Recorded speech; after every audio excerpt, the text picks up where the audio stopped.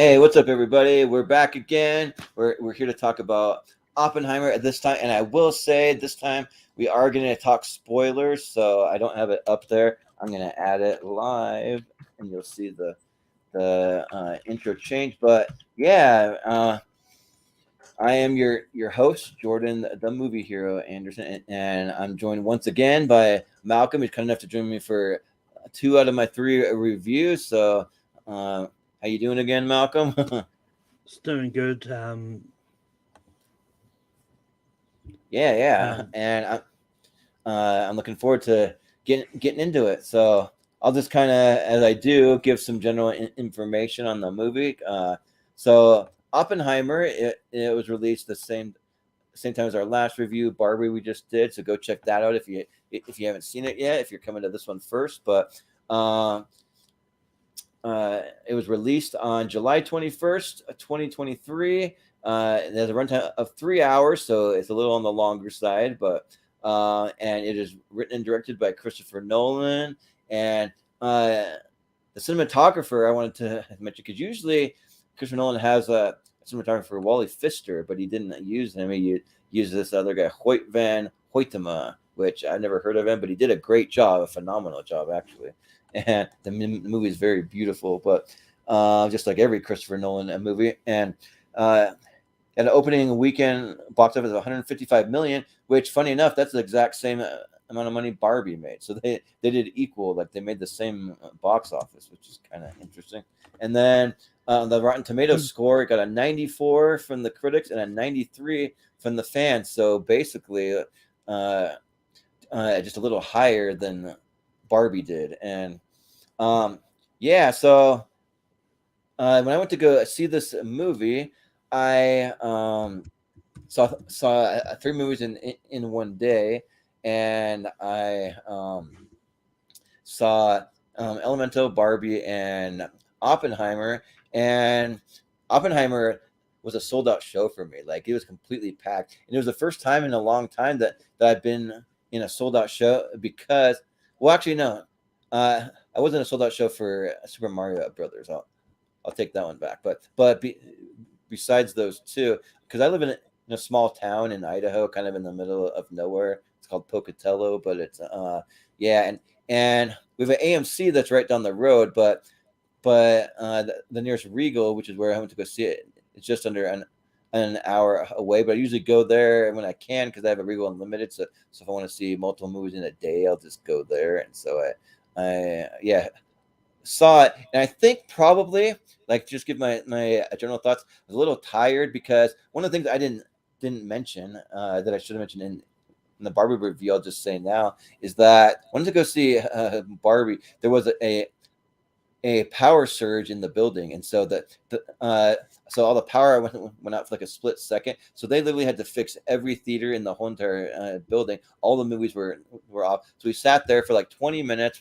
We're waiting for the movie to kick back on. So I went out and like refilled my drink, used the bathroom, kind of had a little intermission. But then when I came back, they finally got the movie going, but they couldn't figure out what spot we were at. So they're fast forwarding through the whole thing, and they finally get to a certain point, and then we ended up having to watch the same at 20 minutes over again because they didn't quite get to the spot that we were at, and then watched that, and then there's some kind of glitch that went back and made us rewatch that 20 minutes over for a third time. And some people were getting pissed, and they were like walking out, they were leaving, and like, I stuck around, but like, so I was originally supposed to see it at a 6 p.m. showing, and there's no way I was going to make it because of the delay, so I had to go to an 8 p.m. So but I did get about an hour break afterwards because the movie times didn't quite line up. I got something to eat and walked around a little bit, which kind of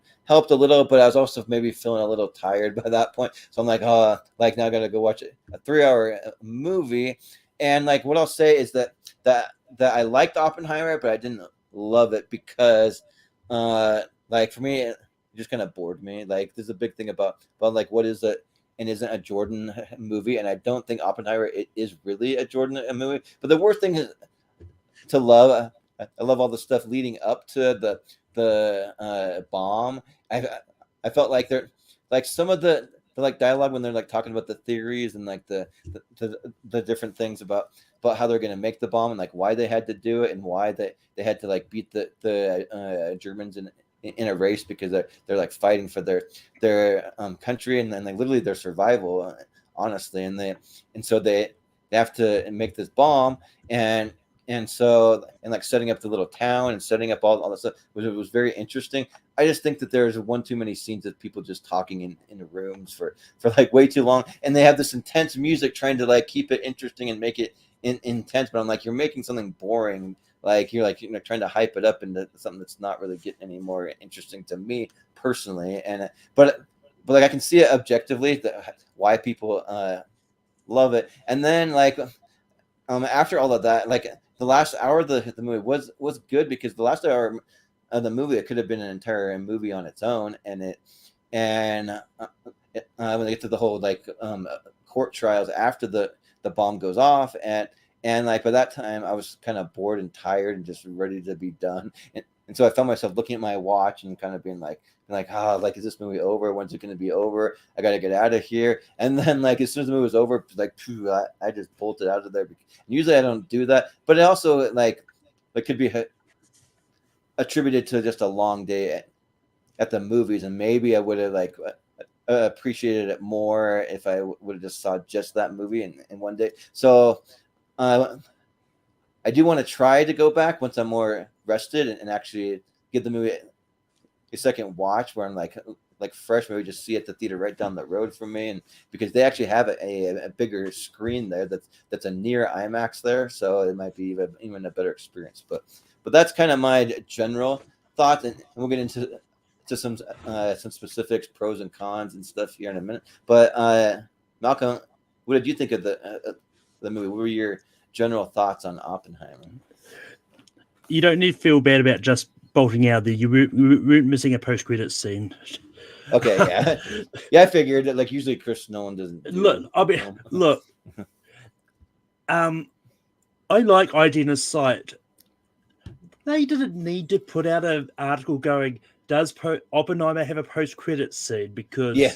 what do you expect for a post-credit scene? Seeing the destruction of Japan? Yeah, right. Exactly. Dumb. See Oppenheimer going to jail, or like I don't know whatever happened if he went to jail or not. But yeah, I mean, what? Yeah, that aside, but yeah. Look, it's one of those ones like, I wasn't I wasn't expecting a lot of like big sort of actiony scenes in this because like knowing as little about Oppenheimer as I do, I knew the movie was going to be like a really standard biopic with a lot of talking scenes because like as far as I know, like Oppenheimer never went to war and all that, so I was like there wasn't really going to be a lot of like big actiony scenes. Right. Although Oppenheimer did have some action with Florence Pugh, if you know what I mean. Oh, you're right.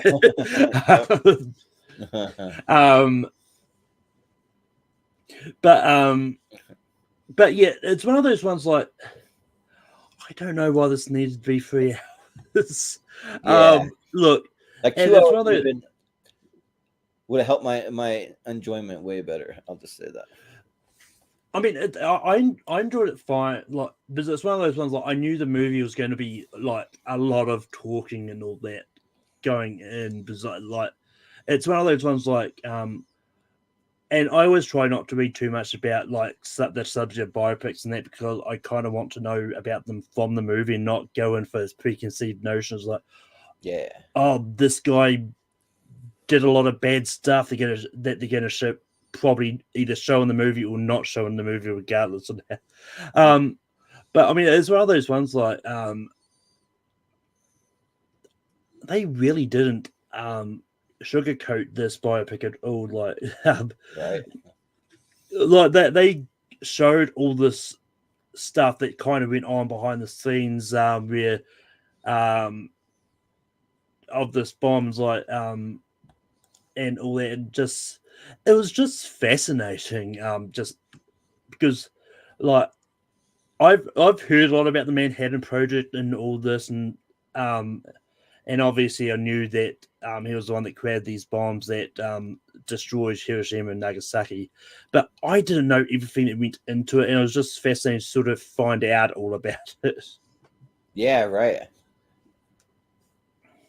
I agree 100% because yeah, like for as much as I kind of got bored with it, there's some parts where I was really in engaged, and uh, and one of the things I want to talk about first is like how huge this cast was. Like literally everyone in Hollywood's in this cast, and so like there's like people that like keep popping up, and like I kind of did the same thing. I didn't want to go in with any kind of preconceived notion. I didn't want to do a lot of research. I just wanted to like learn what I could from the movie. So I didn't even know that Oppenheimer had second thoughts afterwards, and like he like felt almost bad about creating this weapon of mass destruction, and like he was having some kind of like visions and like and like feeling bad and like trying to like stop anyone from creating any more of these things, and like it's actually really cool how they portrayed that also because like like they had Gary Oldman playing the President Truman, and he like goes in there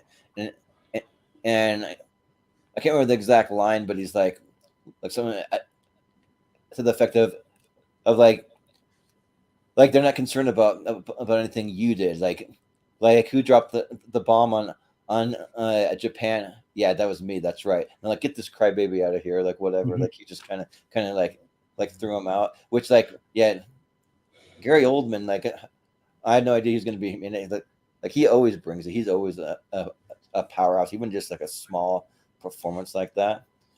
Oh yeah, I mean, Really cool. like it's one of those ones like Nolan has all these people he likes to use, and Gary Oldman. I don't think he's been in a lot of his stuff actually, but like Yeah, outside the Dark Knight stuff. But it's like, yeah. but Gary Oldman's always he seems to be one of those go-to guys if you want to someone to portray either a president or a politician. But like he played Churchill before. It's like, Yeah, yeah, right.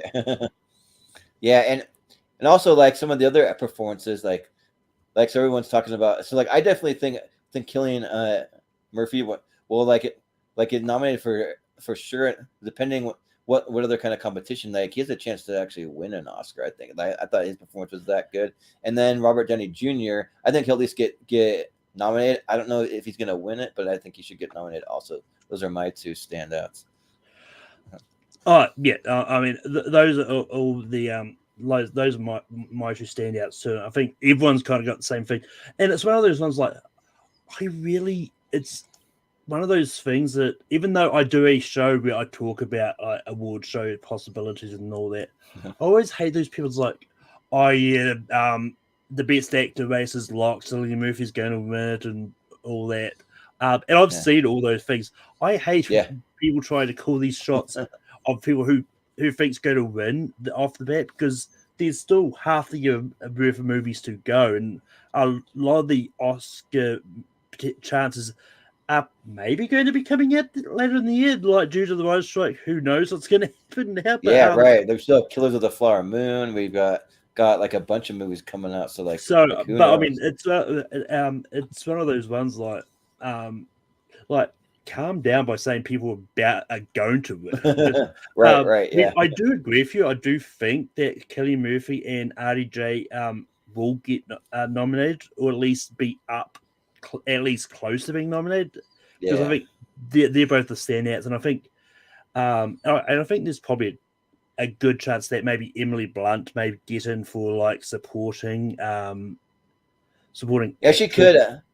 I didn't love And, her as much as like some things. Like I didn't think she was better in even things like A Quiet Place or Edge of Tomorrow. But like she was all right because her character was kind of supposed to be the one that's the like at home wife that's like worried about everything that's going on, and like she was constantly drinking. She was drunk like basically the whole movie. So like she portrayed that well. yeah, and it's one of those ones like because I think even Nolan said this that like Nolan did this with next to no CGI. Like Yeah, right. every effect you see is practical. except in some parts of the world where they decide to CGI a black dress onto Florence Pugh's naked body. Yeah, right. Yeah, that's kind of interesting that they did that. But and for me, this is and for me, this is probably one of the best years of movies because I've seen two of my celebrity crushes fully naked bodies now. It's like Jennifer yeah, Lawrence and No Hard Feelings, now Florence Pugh in this. It's like yeah, right. uh, And like they don't hold. I'm gonna hold back. Like they're just totally like you see everything. So yeah. yeah, Although I yeah. don't, So I'm not although complaining about it. also I don't know if Oppenheimer needed to be hard R. I think I, they could have done it as like M. I'm not trying to say it should have been PG or anything, but it yeah, definitely I don't think it needed to be hard R. But yeah, right. Because like that's one thing that I kind of like think about is like by making it R. Like I feel like that like I'm not complaining about the nudity, but at the same time, like it like it didn't really feel necessary because you even have a scene where like Cillian Murphy's basically naked. You don't see everything, but like he's in the room with her, and where they're sitting on like opposite chairs or whatever. But you're kind of alienating like a big chunk of your audience because I know all of my family, like all of them love Chris Nolan movies, but like none of them are gonna go see it because they're not okay with the nudity and that kind of stuff. So they're not gonna go. I mean, I'll go see everything because I do a YouTube channel and need to talk about it, but like they're probably not gonna see it, and that you could have had them there. But I mean, I'm fine with the nudity just because just for the fact that one, it really like compared to the runtime, it is literally a small part of the movie. Is like it's not like she's naked the whole movie. yeah, like probably overall, if you add it up, it's like 30 seconds or something, probably. Yeah, and Yeah, it's always one of those things I always find fascinating. It's like um especially when they go hard out in movies like this, they aren't afraid to show the woman fully naked, but like you don't see it like you very rarely see like men like men fully naked, which is I yeah. always find it weird. But Well, it was weird to me because the only time I really see like men fully naked. Like it does happen. The one that stands out to me is just the Jackass movies. Like they're just running around with their yeah, dicks out and everything, and it's like really but they get away with it because they're just doing it pranks or doing what like whatever. They're not trying to sexualize it. I guess I don't know. It's kind of interesting, but yeah, but like some of the other standouts too, like I really like Josh Hartnett. I haven't really seen him do a lot for a while. I thought he was a great kind of like I'm like one of Oppenheimer's friends in it that had an office next to him. Also, Matt Damon too. Like he was really good as the general. But Matt Damon always brings it. Like you always know he's going to give a good performance. So oh it's yeah, inevitable. and actually talking about Matt Damon is like it's one of those ones like fun fact like he was one of the big stars that were kind of promoting this film until they could. It's like he he takes a while to show up in the actual movie. He was like, it's like Yeah, I went to know Matt Damon. It was like he shows up. It has to be about an hour into the movie, doesn't he? Turns up. It's like yeah, right. Yeah, like I remember kind of thinking the same thing. I'm like, isn't Matt Damon supposed to be in this thing? Once he shows up, he's in there a fair amount. But like yeah, it just takes a minute for him to show I up. mean, on that same note, like Emily Blunt, like takes a while to show up as well. Yeah, right, right. But like there's so many cameos and like so many things that like I keep seeing. Oh, like this guy's in there, like that guy. Like there's a whole thing surrounding like Dane DeHaan. He shows up in it. I haven't seen him for a little bit. I guess he was in some TV shows. Like he's on like an Amazon show or something like that. But I haven't really seen him in movies for a little bit. And then you have like Casey Affleck shows up for a scene, and then also like everyone knows I'm not a big fan, but there's Jason Clark in it. He's the guy that's kind of screaming at him in the interrogation room or whatever it's supposed to be, some kind of like room where they're doing like a mini courtroom thing. But they got him. They got Benny Safdie. He did a really great job. And actually, someone was showing me last night on Wolfman stream. The guy Benny Safdie, I played. His name's Edward Teller. If you look up Edward Teller, the actual guy, he looks exactly like him. Like it's like a spitting image. So they have that. going. But yeah, You've got David Krumholtz in there. oh yeah, Eldon Ehrenreich, which I had no idea was in here. yeah, right, um, right. David Desmalchian, Yeah, Josh, Jack Craig from The Boys, and Josh Peck from Drake and Josh both pop up. yeah. They have Josh Peck in there. He's the guy that actually presses the button when they like detonate it, which is kind of cool.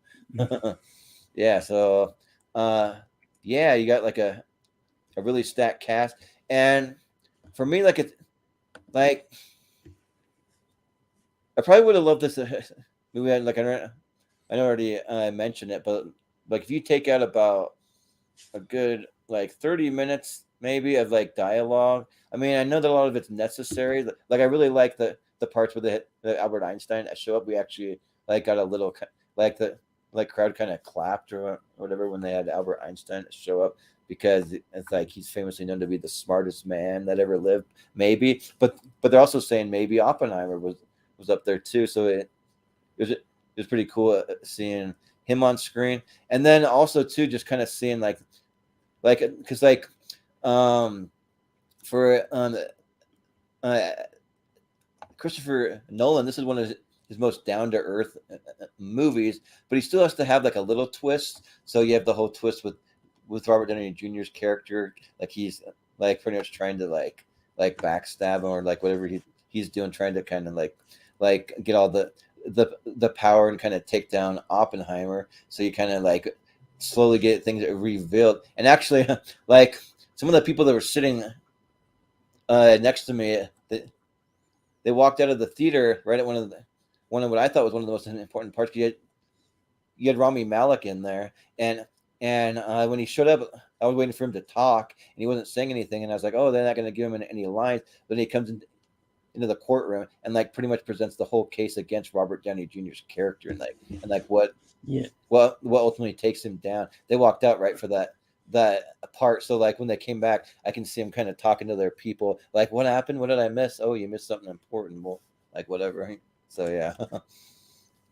but yeah, those are like pretty much my like biggest pros. That also too when they actually detonated the atomic bomb. So they say that Christopher Nolan didn't use any CGI in the entire movie, but I feel like there had to have been some CGI with the explosion, because like the way that they made it look, but like maybe not. Maybe they just like that's what it looks like. I don't know, but like I feel like there had to have been something, but like who knows? I can't tell you for sure. But yeah, and then also too, usually in a Christopher Nolan movie, I always have issues with the sound mixing. Like I know you kind of sent me something off screen earlier there, like in the week about, but like you hope the sound mixing works, we can actually hear what they're saying. And I felt like for the most part that it did. There were a few scenes where I was struggling to hear what they're saying, that I did have to kind of listen closely. And then also like I felt like when the bomb exploded, it should have been a louder, just a booming noise, like it's like we're talking about an atomic bomb. Like it should have shook the whole entire theater and like rocked everything, and it really didn't for at least at the theater I was at. But then afterwards, you had everybody stomping their feet and like super loud, and like that was really loud. And so I'm kind of like, well, that was louder than the bomb that went off. So I don't know if you thought anything about that. Yeah, well, I mean, it's one of those ones. Like on that note, because you probably also didn't want to have the sound effect of the bomb so loud that it blows out people's eardrums. Because realistically, if you go to replicate the exactly how a bomb explodes, like it's going to be super loud. You're going to go deaf. Yeah. But it's like for me, I didn't have an issue hearing people like. I thought the sound mixing was definitely better than Tenet. That's for sure. Way better. Like those issues I had were just very minor, like really. Oh yeah, and it's one of those ones like I also appreciate the fact that like the way he replicated that the explosion scene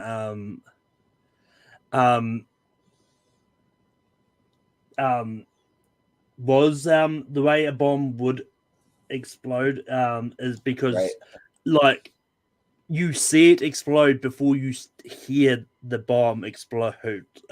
Yeah, so like goes off faster than Yeah, the speed of sound. So that was one sound effect that actually uh, that I appreciated because like it explodes and it's sort of loud but not too loud. And then you have that moment of silence and all of a sudden boom and it yeah. like when it did that like it almost kind of startled me. I'm like, whoa, okay. Yeah. So Yeah. I mean, it's one of those ones because when that happened, at least in the theater I was in, like in that silence, I heard at least someone like say quietly, but obviously with no sound at all. Was like you could hear it was like, wait, the bomb exploded, but no sounds. Like, and then the sound kicked in. It's like, yeah. it's like, well, it's like in my head, it's like I was thinking, it's like, well, I mean, he's replicating what it's supposed to, what it sounds like, would sound like, and you do see the explosion before you hear actually hear it. It's just speed of light goes faster than sound. That Yeah. And, like I don't know how far away they were, but I think they were a couple miles away, or like if not 5 or 6 miles away, something like oh that. yeah. Because like for a bomb like that, like it's gonna cover that much area, and that's why it took so long for the sound to get there too. So Exactly. Um, yeah, it's like kind of like when you like see like a fighter jet like fly overhead. If you see it, like the like sound will sound like it's coming from over here, but then like the jet's actually over here, so you're like they don't always kind of match it because the they're going faster than the speed of sound or whatever. So yeah, but but yeah, like I mean, I didn't really have too many other cons. Like that's why I really want to see it one more time just to kind of see if I can appreciate it more. Because like with this versus Barbie, like I don't know if I'm really gonna appreciate Barbie more. I kind of got what I got out of it, but with this one, I feel like on a second watch, there's a lot more things I can notice, a lot more to get out of it, like just to kind of like focus in on different things that I didn't quite focus on the first time. So I think I definitely want to see it another time for sure. yeah, I mean, it's one of those sounds like, um, but yeah, it's like one of those movies which, and it's one of those ones like I always hate the term when people go, "Oh, it's a movie that I can only watch once." Like, well, movies are made to be watched multiple times. Yeah, right. Like, well, yes, the subject matter and that especially with Oppenheimer does fall in there, like just the subject matter of an atomic bomb, knowing exactly where it's going, Yeah, right. is it's not easy, but but I think the way they dealt with it and the way they showed this person, especially the remorse he had afterwards, because it wasn't what like it wasn't what he intended. He just wanted to beat the Russians to the punch, in developing this weapon that didn't really need to be developed. Right. Yeah. Well, because did you see in the movie because it was developed, there was a spy in there, and they were able to like get all this information. So they Oh found out yeah, one of the yeah. guys was a spy, and then also too, like yeah, just like when you talk about his remorse and everything. One of my favorite scenes was actually when they're going to congratulate him and going to give a speech in like a big auditorium, but then he starts having some kind of like some PTSD where he like sees the whole room shaking and he's hearing the like noises and he sees all the ash falling and he like steps in like a burn body that he's like visualizing all those things like what it must have really been like the aftermath of when they dropped that those bombs in Japan. He was kind of seeing it in his head, which is pretty powerful. Oh yeah, no, I think that was really well done because I think it was a good way of showing exactly how that bomb impacted the people in Japan without actually showing it and um like traumatizing the people of Japan more than they needed to because I think if they showed it I don't I don't know if like Japan would have appreciated actually seeing that whole bomb dropping on them again, especially if they were alive for it. But so I think the way they dealt in actually showing the impact of it without actually showing it was a really good, smart, creative choice there. Yeah, because like I actually agree with that because you don't really need to show it because the movie's not really about the like bomb itself. The movie's called Oppenheimer. It's about Oppenheimer. It's Oh yeah, about his life and his story. So like you don't really need to see that. It's kind of not even necessary to really see it being dropped.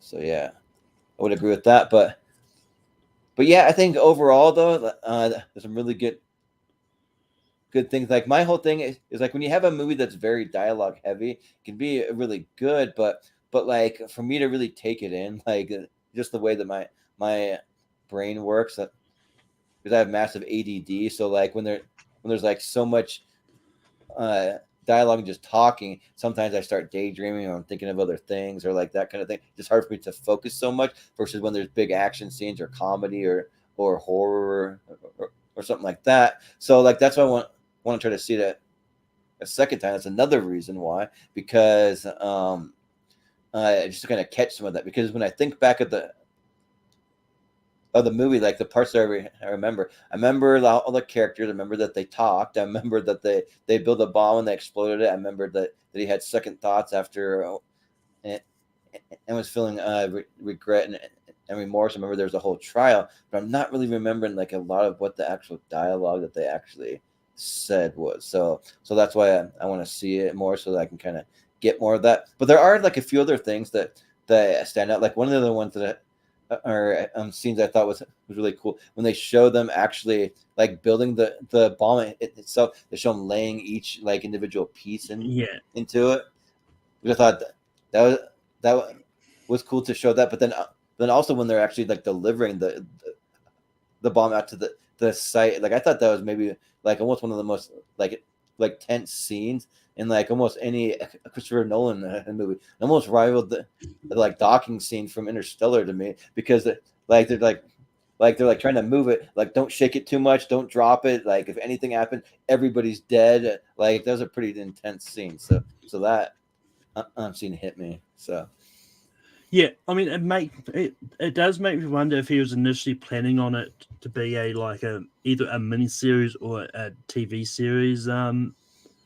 But it's one of those ones. I think with the length, like whether or not he was planning on it to be a 3 hour movie, I don't know. But I think it's one of those ones because I think Christopher Nolan wanted us to know like everything that Oppenheimer kind of went through with designing this bomb and like in that because there's probably some things he did take out because he didn't think it was necessary, especially if it was initially designed as a TV series first.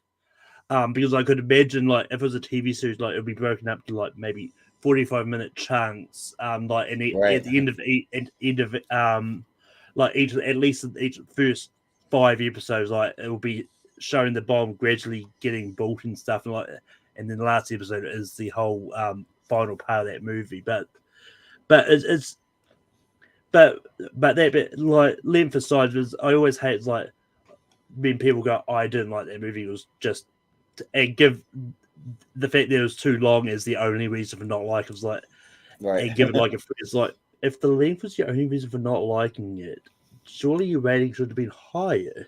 But yeah, right, because well, there's certain other movies that I've seen that are just as long. That were like I don't really feel it, like Lord of the Rings movies or Wolf of Wall Street, or like some of those ones that are longer, but I don't really feel it. And for me, I just think that like it's a personal thing. I don't really put it on like think too many other people would agree with me because I actually watched some reviews. I watched Chris Stuckman's review, and he was saying the movie just flew by for him, like it just went by because he was so engaged in everything that was going on. So that's good that like, most people can. I'm just kind of one of those that like can't always do it. I can sometimes. It just depends on the movie, but I mean, it's one of those ones like dialogue heavy movies aren't for everyone. I mean and that's for sure. It's like there's a lot of movies that I like that are dialogue heavy that I know you don't like.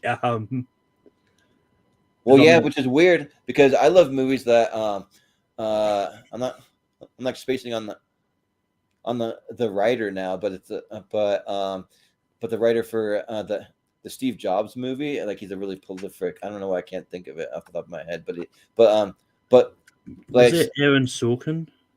yeah, it's Aaron Sorkin. Yeah, so like Aaron Sorkin movies, I actually love ones that are written by him, like the Social Network or Steve Jobs. I have both of those in my top 128 favorite movies of all time, and I love all the dialogue in it. But so like if it's him writing it, then it's great. If it's Christopher Nolan writing it, that's good. And like most of the time, it is great. Actually, I just kind of like had a little harder time with Oppenheimer, but we'll see what happens on a rewatch. Yeah, I But mean, like one of, yeah, I'm oh, you not go that ahead. I'm trying to assume it's, but I think for like the length is probably might be part of the reason why you couldn't just gel off the tour because it was just that. So I think with dialogue heavy movies, like if it's too long, it's easy to lose it, especially at the start anyway, of like until it gets going. And so I think that could be maybe part of this as well. Yeah, because that probably makes sense because like yeah, Steve Jobs. I don't know the length time. I know it's less than 3 hours. So is Yeah. the Social Network. So like that probably plays into it. But but yeah, like one of the other things that I was just thinking of it is that like I don't know what Christopher Nolan's next movie is gonna be because I feel like a lot of his movies are kind of shrouded in like secrecy. Like he doesn't really reveal much. I remember with like basically with almost every Christopher Nolan movie, I don't really know what it's gonna be till like less than a year before the movie's actually coming out. I just know that oh yeah, there's a Christopher Nolan movie coming out, but nobody knows what it's gonna be. So I was kind of looking at like some speculation. I mean, they were saying that like possibly he could direct the next James Bond movie. I think that'd be a pretty cool for him to do a Bond movie, or like I think it'd be cool if he did like a psychological horror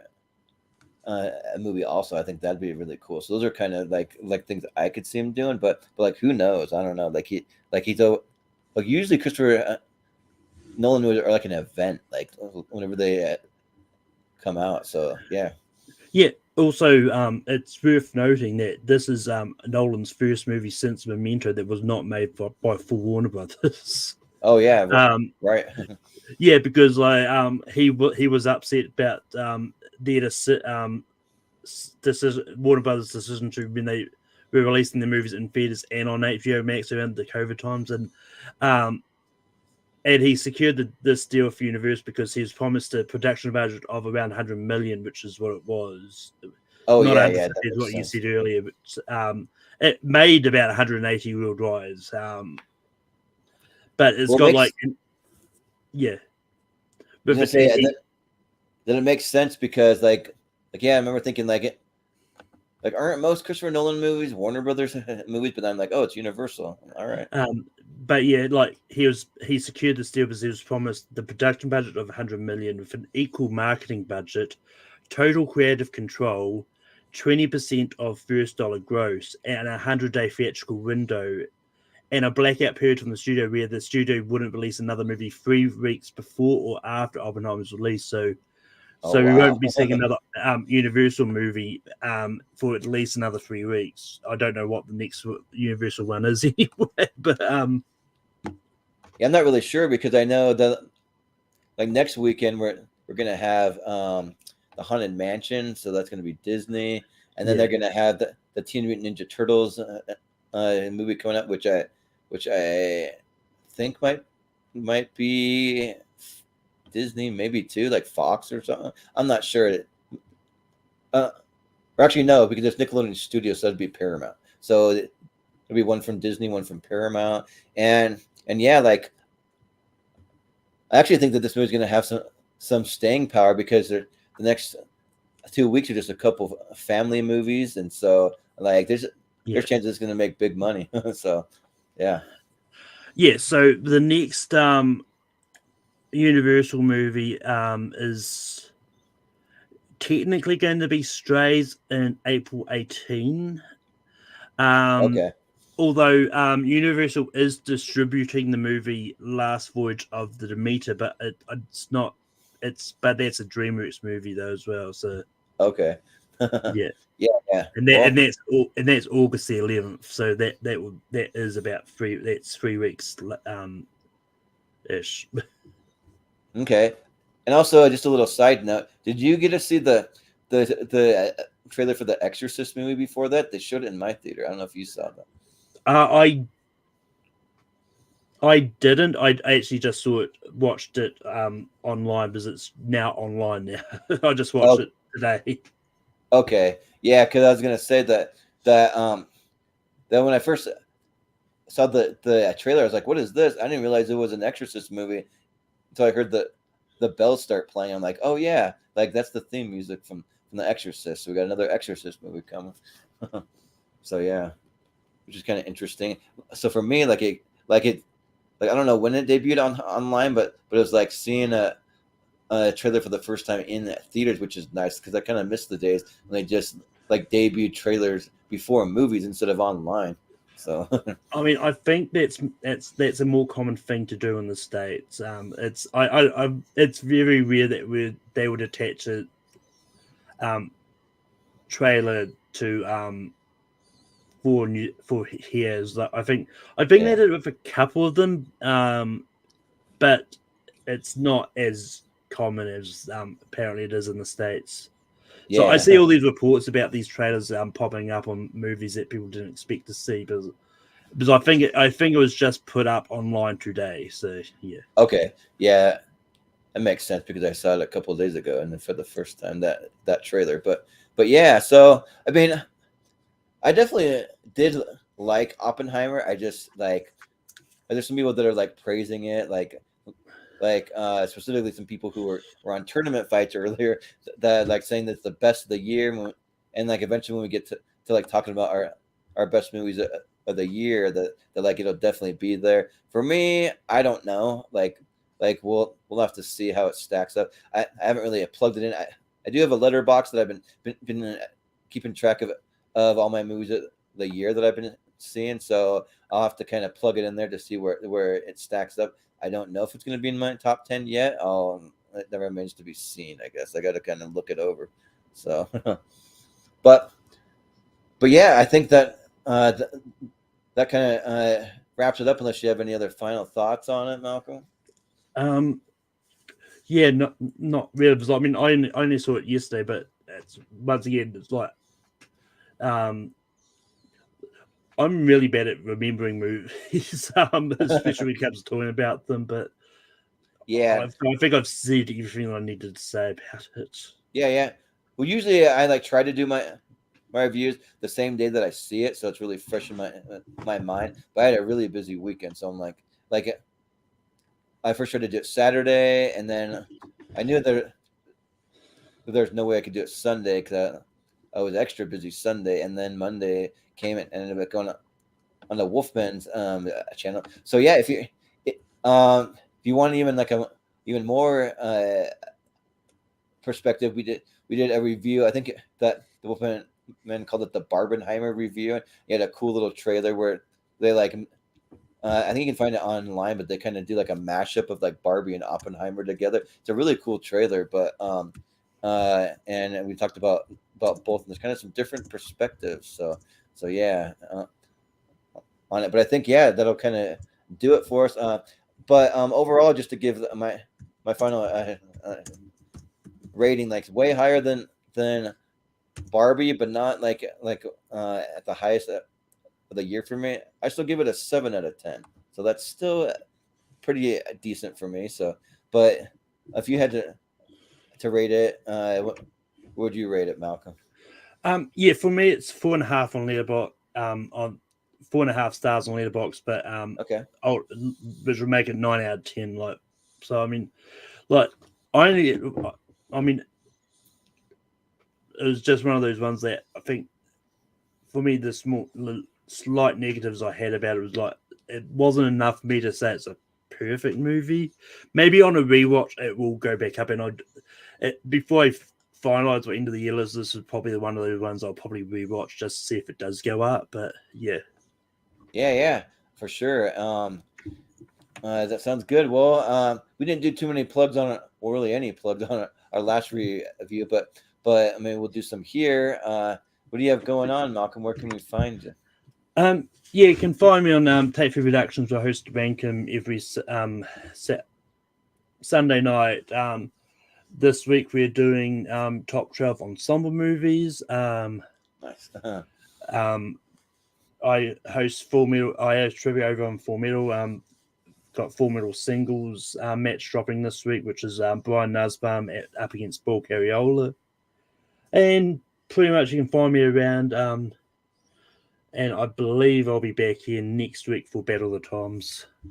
Yeah, we got you on that episode. So we'll be having next week a battle of Tom Cruise versus Tom Hanks, which will coincide with what we did on Sunday. If you haven't seen the last ranking, we I was on it, and we talked about the best Tom Cruise movies, which the list did not turn out exactly how I thought it was going to, but it's still like a really fun list, and I kind of like in a weird way, I'm still kind of happy with it. So yeah, but yeah, so we got that coming up, and then for our channel this Friday, we're starting our new tier ranker series where we're going to be going decade by decade for best movies with the one-word title. So we had to be a little picky about it, especially in the 2010s. We actually split it in half for the 2010s. It's only a decade we split it in half that we really needed to, but we're doing best movies with one-word titles from 2016 until now. We'll kind of work our way backwards, and yeah, I'm excited to talk about that. And then we'll also be doing a week from Friday, we'll be doing our Best Animated Movies Championship Tournament. So we did our previous tier ranker series. We did our Best Animated Movies of all time. We're going to take all the top 10s from every decade, plus all the honorable mentioned, which is 3 from every decade, and we're going to put them in a big tournament of 64, and we're going to see what comes out on top for that one. So, and then also tomorrow night, actually, Malcolm will be back with us again. We're going to be doing a 1 hour deep dive for Wheel of Movies. We're going to be we spun the wheel, and the wheel gave us Cabin in the Woods. That's what came up. It's a wheel that's comprised of all of our favorite movies from some of our regulars, some of our partners in the channel. And so, yeah, I already watched half of it. So just got to finish it. Probably I'll finish it tomorrow because it's getting pretty late here, but I'll watch the second half tomorrow. I've already seen it multiple times, but I just wanted to have a little refresher on it. So yeah, I'm excited to talk about it. So yeah, but I think that's going to do it for us tonight. So thanks for joining me for these reviews, Malcolm. I appreciate it, and yeah, we'll probably be back with more reviews. Excited that I'm going to start doing more reviews because reviews get the most views on this channel for whatever reason. Like, people like the reviews. So if you guys like them, then we'll keep doing them. And if there's anything that anyone's watching that you want to see, if you want to be on any episode, we do have a lot of guests on it. Just send me a DM on Facebook. That's the best way to get a hold of me. Or we have an email if you go to moviehero2121@gmail.com. If you have some ideas for like tier rankers or tournament fights, or you want to jump on a review or like anything like that, we're always open. We'll talk. So yeah, but that's gonna do it. So for Malcolm Lay, I've been Jordan, the Movie Hero Anderson, and we will see you next time.